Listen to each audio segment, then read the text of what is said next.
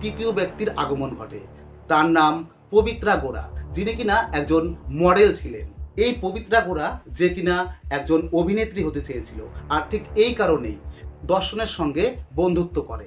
এই পবিত্রা গোড়া ছিলেন একজন বিবাহিতা মহিলা, যার একটা মেয়েও আছে। তবুও এই পবিত্রা গোড়া যে কিনা দর্শনের প্রেমে পড়ে যায়, আর তার এই অবৈধ সম্পর্কের ব্যাপারটা কোনো মিডিয়া বা কোনো ভক্তই জানতো না।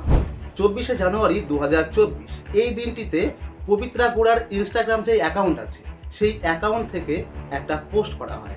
যেই পোস্টে দর্শন, পবিত্রা গোড়া এবং তার মেয়ে একসঙ্গে কেক কাটছে, আর ক্যাপশনে লেখা ছিল, আমাদের সম্পর্কের 10 বছর পূর্ণ হলো। আর এই পোস্টটি খুব তাড়াতাড়ি ভাইরাল হয়ে যায়।